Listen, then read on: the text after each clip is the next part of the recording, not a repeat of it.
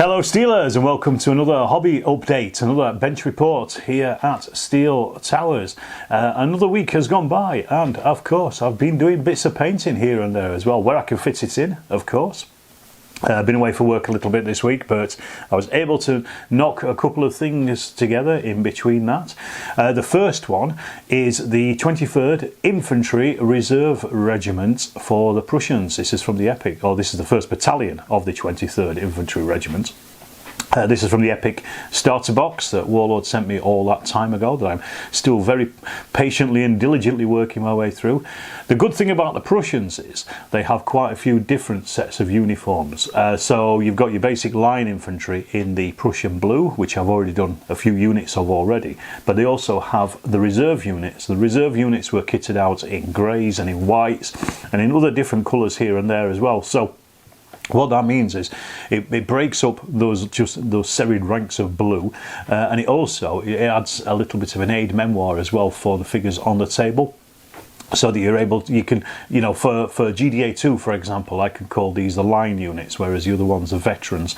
So you can kind of see it immediately on the tabletop which is which without having to think too much about it. So it's a really nice way of just kind of breaking that up. And I think, as I say, as I'm working my way through the Prussians, I'm going to be adding a few different colours from the different units.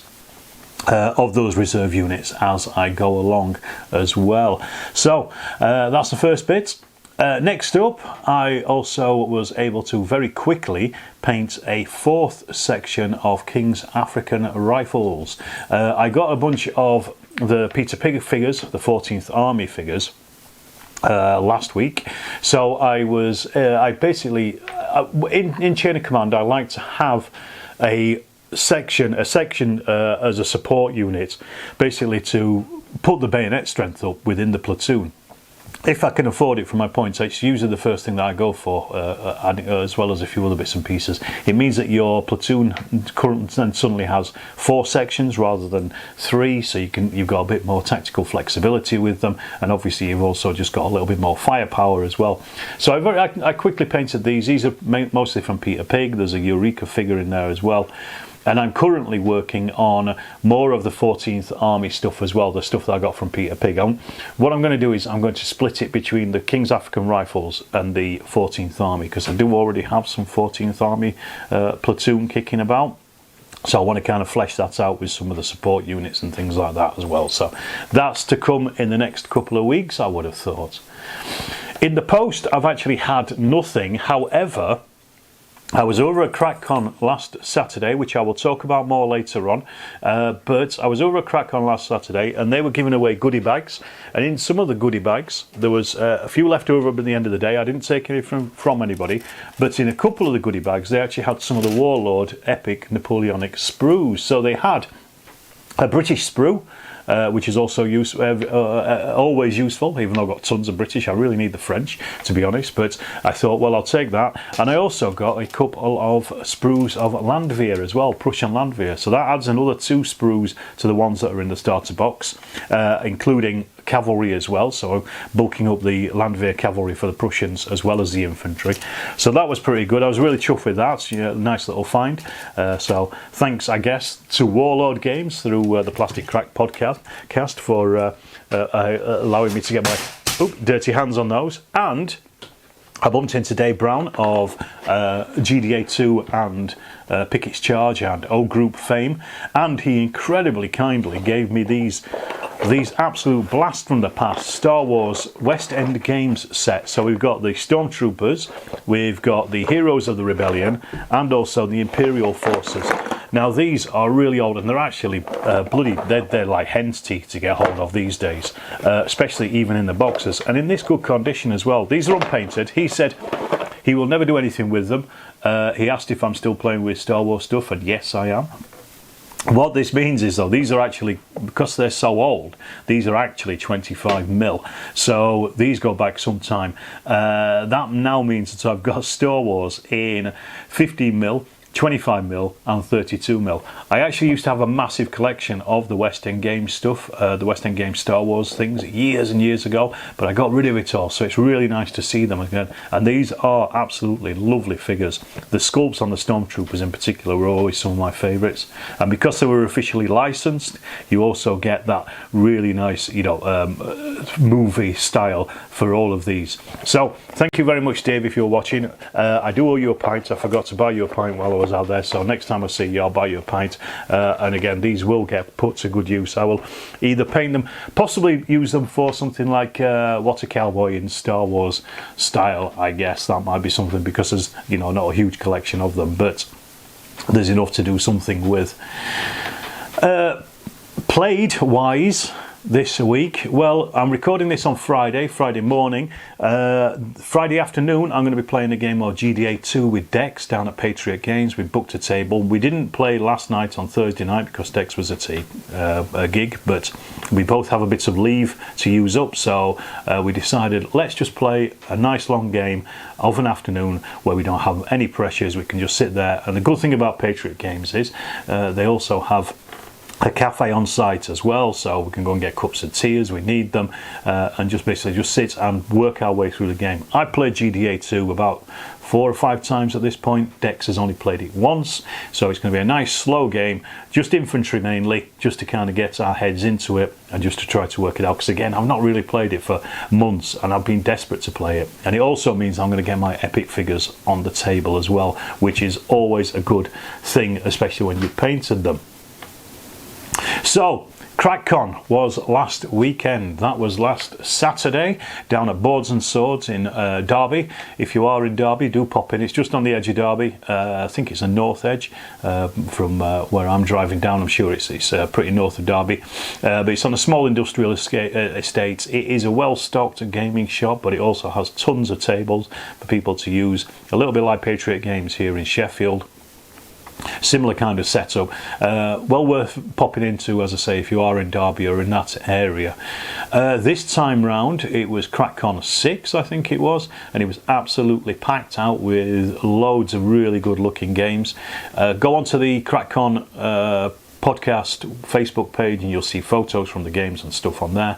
And also, if you check out Dom from Boots on the Table and Martin from Seventh Son, both have talked recently on videos on their channels about the event as well.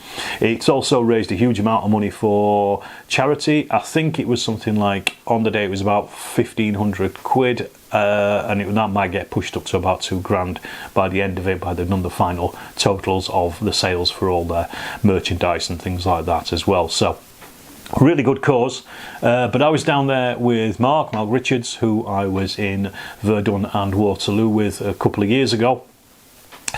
He's got a fantastic First World War table for trench raiding, basically. Well, not trench raiding, trench attack. It's basically a 2 lines of German frontline trench with communication trenches and also a section of no man's land as well.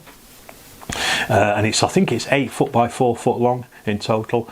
So we decided between us that we would play a game of Through the Mud and the Blood, involving a British platoon attack on German defences, deep defences, but also supported by 2 tanks as well. In the morning we had Yusuf and John. They played, and then in the afternoon we had David and Ian. And what we did was we decided that Mark and I would play as the GMs stroke Germans, and we would just, you know, put some blinds out so we knew where the Germans were, and then allow the British to attack with their platoon and see how far up the table they could get. Now, I gave them both a little brief on First World War tactics and how to use manoeuvre and fire elements of their platoon. And to their credit, both Yusuf and John absolutely blasted it. They pushed right through into the first line. They were up against the second line when a flamethrower jumped out, Flammenwerfer jumped out and set fire to their leading tank. But by that point, they'd actually got up to the second line almost and were, making great guns. We then had to stop for lunch, so we said, okay, fair enough, that's a British victory, really good. And then in the afternoon, both David and Ian they actually managed to do very similar as well. What we've done in the second game though is kind of just push the British slightly further forward to start off, rather than having to get through the wire and things as Yusuf and John did, just to get the game rolling a bit more. But the two lads, they were able to again to push really far up into the almost onto the German second line. They got onto the first line and they were into the second line by the end of the game. We kind of had to finish around the time of the raffle, so unfortunately for David and Ian, it was a bit of a shorter game, just because the raffle at CrackCon always takes quite a long time, and then by that point Mark was wanting to pack up because he had a long drive ahead of him. So but they had done really well in both games, and I think what we tried to do was really give them a flavour of how to play through the Mud and the Blood, and also introduce two non-Lardy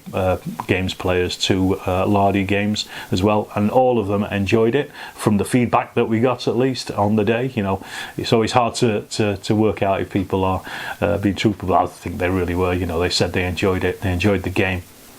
And they went away smiling, and we had a good laugh whilst we were doing it as well. So that's great, and really enjoyed it. So thanks massively to Mark for putting that on. All I did was literally turn up with some cards and a few dice, and that was it really.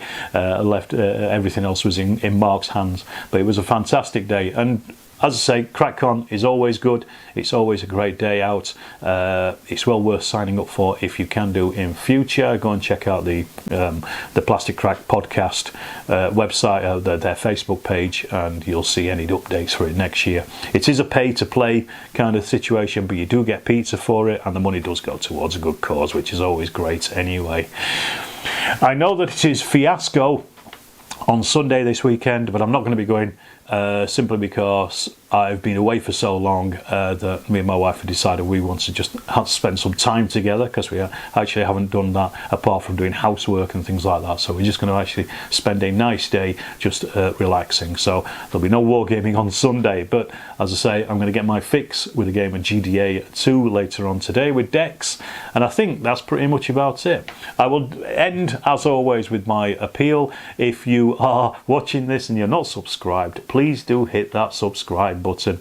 I am getting now closer to 18,000 subscribers. I'd like to see the clock tick over 20,000 subscribers if I could at some point.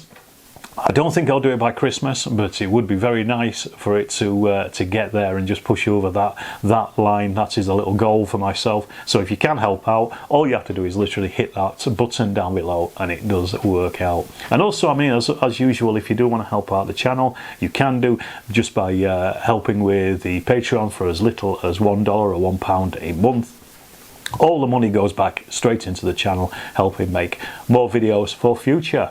Right, I'll leave it at that, and I will see you in the next Storm of Steel video.